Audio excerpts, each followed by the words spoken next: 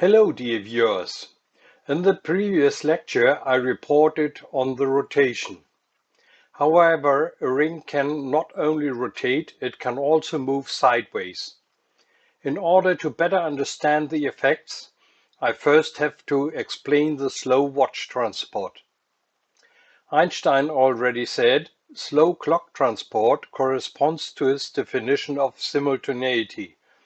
Of course, this also applies to rotation. It is clear from the lectures so far that the Lorentz transformations form a self-contained mathematical framework. If a sequence of events is developed from the point of view of an observer, it is thus fixed for all observers. If the other observers take their measurements into account, the spatial simultaneity, according to Einstein's definition of simultaneity, then the measurements always merge into each other without gaps. It does not matter whether the observers move in a straight line, so in an inertial frame, or on a circular path.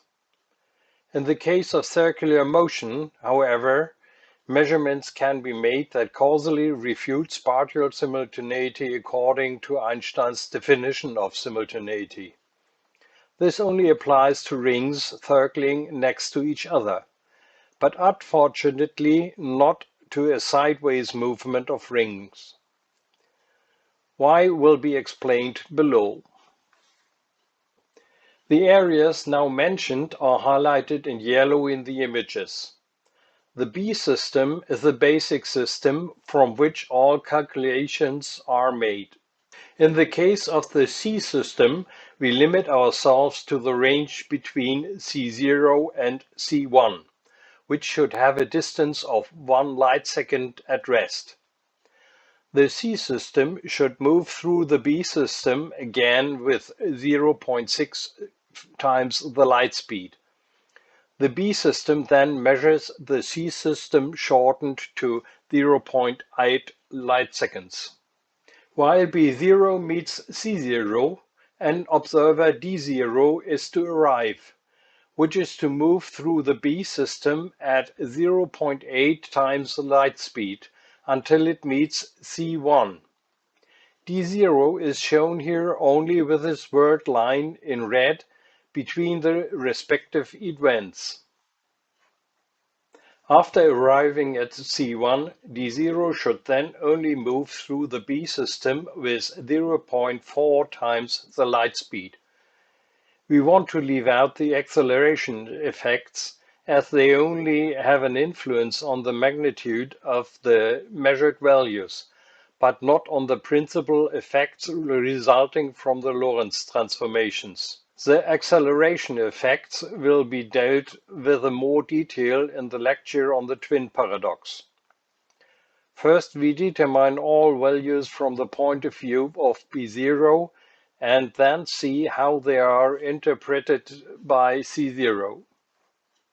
From the point of view of the B0, the clock of C0 ticks from the black dot to the red circle for 3.2 seconds.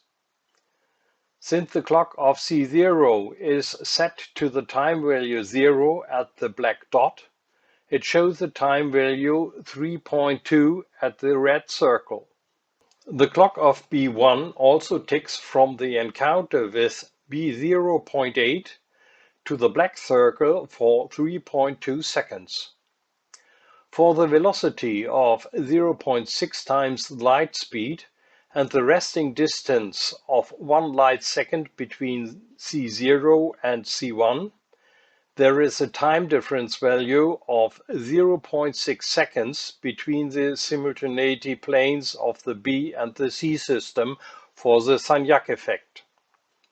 In order to be spatially synchronized with C0, according to Einstein's definition of simultaneity, C1 is set so that it displays the time value 0 at the green circle. In the base of the encounter with B0.8, the value minus 0.6 and thus the value 2.6 in the case of the black circle.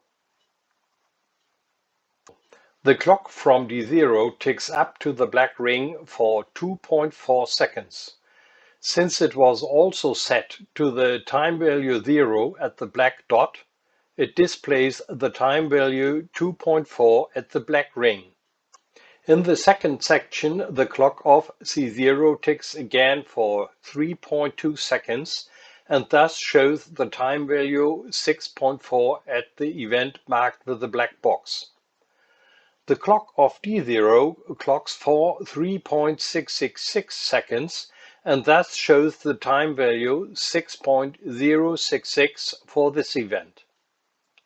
What does this look like from the point of view of the C system? From its simultaneity plane, the C system measures only 2.6 seconds of its time for the motion of D0 from the black dot to the black circle.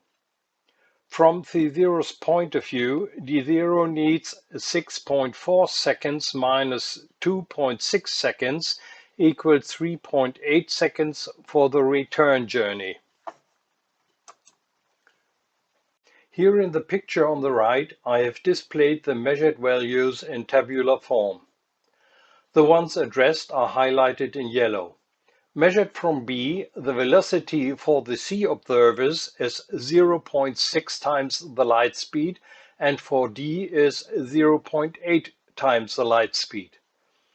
In the B system, the clocks tick for 4 seconds, and from B's view, the C clocks tick for 3.2 seconds and the D clock for 2.4 seconds. Measured by the C system, the following values are obtained for the outward motion. Between the simultaneity levels of the C system for T-stroke equals 0 and T-stroke equals 2.6, the clocks of the C system tick only for 2.6 seconds.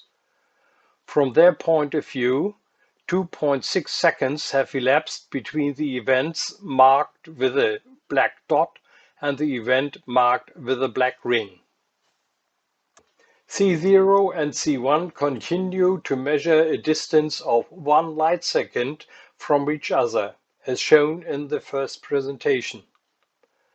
According to their watches, D covered this in 2.6 seconds and thus with 1 divided through 2.6 C equals 0.38 times the light speed. For this velocity, the clock of D results in ticks for 2.4 seconds between the events marked with a black dot and a black circle. So the same values as for the B system. This results in a time value of minus 0.2 seconds for the time dilation. On the way back, D continues to move at 0.4 times the light speed for 4 seconds of the B time from the point of view of the B system. This results in ticks for the clock of D between the events marked with a black ring and a black box for 3.666 seconds. The C system speed remains unchanged at 0.6 times the light speed. On their clocks, clock ticks pass for another 3.2 seconds. From the point of view of the C system, D needs from the time 2.6 to the time 6.4 for the return journey, so it takes 3.8 seconds. This results in a velocity of 0.26 times the light speed. And thus for the D clock, for 3.666 seconds clock ticks, the same value as from the point of view of the B system. Since D is slower on the way back, from the point of view of the C system, the time dilation value for this section must also be smaller. It is only 0.134 seconds. That makes a total of 0.334 seconds. Of course, the watch transport was not slow here, so the value for the time dilation was correspondingly high. Let's let D move with only 1/1000th of the speed difference to the C system. So from the point of view of B, in the first part with 0.6002 times the light speed and back with 0.5998 times the light speed. Then the values shown are obtained. The clock of D0 arrives at C1 when C1's clock shows the time 3199.4. It itself shows 0.00015628 seconds less. This also corresponds to the time dilation for a velocity of 1 divided through 3199.4 times the light speed, and a time elapsed in the stationary system of 3199.4 seconds. From the point of view of the C system, D needs 3200.6 seconds for the return journey. D thus moves at 1 divided through 3200.6 times the light speed. For 3200.6 seconds, this results in a time that is 0.000156622 seconds shorter. Thus, the calculations in the geometry of the Lorentz transformations merge into each other. From B's point of view, C should move again at 0.6 times the light speed. In order not to let the numbers become too confusing, D should move faster again. However, D should only arrive at C1 when the clock of C1 shows the time value 3.2. From the point of view of the B system, this happens after 4.75 seconds of time have elapsed. Then C1 meets B 3.65. Then D has to cover the distance of 3.65 light seconds in 4.75 seconds of B time. So D has to move at 0.7684 times the light speed to arrive at C1 at that time. From the B system, this speed and its own time of 4.75 seconds result in a clock ticks for the clock of D for 3.03973,683 seconds. From the point of view of the C system, D now travels the distance of 1 light second in 3.2 seconds of C time. Thus, D moves at a speed of 0.3125 times the light speed. For the clock of D, this results in clock ticks for 3.03973,683 seconds, so the same value as from the point of view of the B system. From the point of view of the B system, D only travels 1.15 light seconds in 3.25 seconds on the way back, so that it reaches C0 when C0's clock shows 6.4. So D moves at 0.3538 times the light speed. From B's point of view, the clock of D ticks on the way back for 3.03973683 seconds, though the same number as on the first part. From the point of view of the C system, D takes the same time to get there and back, and it's therefore equally fast. The D clock should therefore also perform the same number of clock ticks for both paths. This results in exactly the same values as from the point of view of the B system. The value for time dilation is also the same in both phases. Let's wind that up into a cylinder. This does not change the geometry of the Lorentz transformations. It also does not matter whether the values displayed in the Minkowski diagram correspond to seconds, minutes, hours, days, or years. The relations are always the same. In the previous videos, the ring always had a circumference of 1 light second.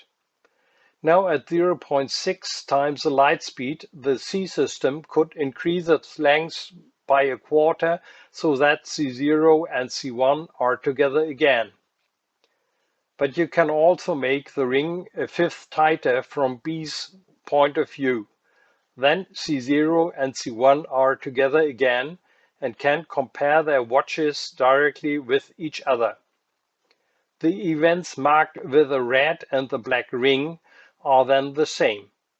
Causally, C1 must then set its clock again so that it displays the value of 3.2 for the event marked with the black ring.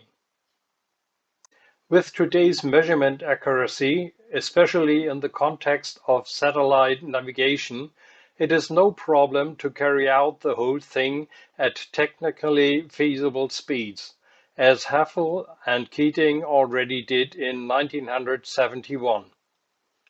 My values are idealized based on a ring circumference of 40,000 kilometers corresponding to the equator, which are covered at 800 kilometers per hour. The clocks will need 50 hours for this. The gravitational effects have been omitted, as we only imagine a lightweight ring. Since we take UTC as the basis for the time system, the Sagnac effect is already included in the measurement values. The values are slightly higher than those of Haffel and Keating, as they did not follow the equator with the planes, but took a shorter route in the northern hemisphere with the airliners. The graphic is not to scale and is only intended to serve an indication, as the lines would not be distinguishable from each other at scale. You have to understand the watch transport so that you can understand why there are no conspicuous measurement results with a rotating and sideways moving ring. Here, two rings are shown moving sideways against each other. Let's imagine the small ring as the equator and the big ring as the Earth orbit around the Sun. This too could be done far away from larger masses, with lightweight rings in order to avoid gravitational effects.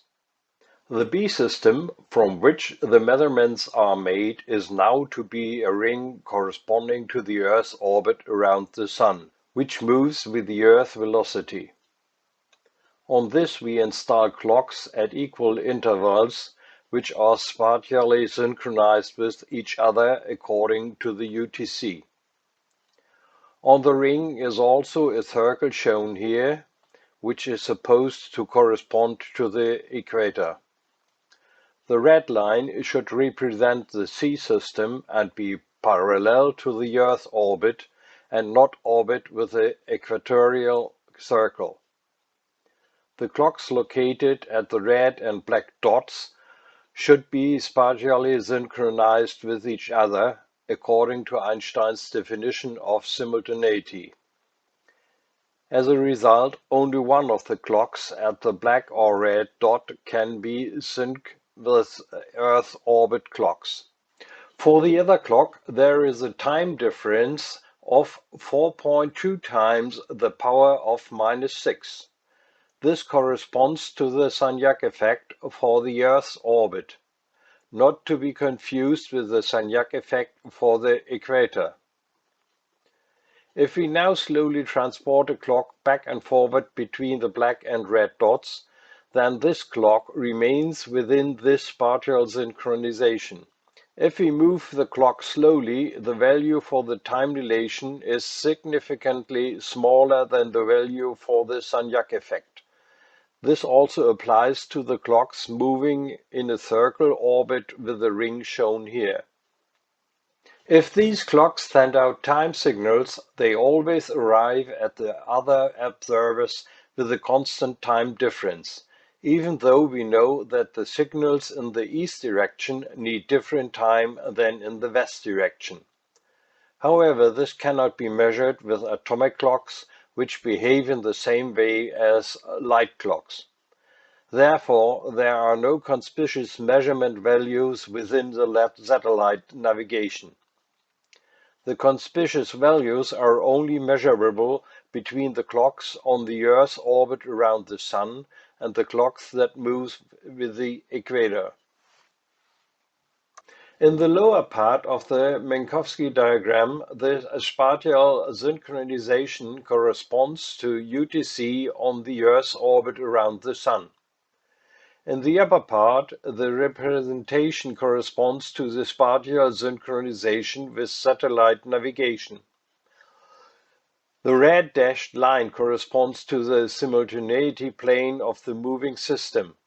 Since it corresponds to the diameter of the ring and not to the circumference, it has a different scale than the events otherwise depicted here.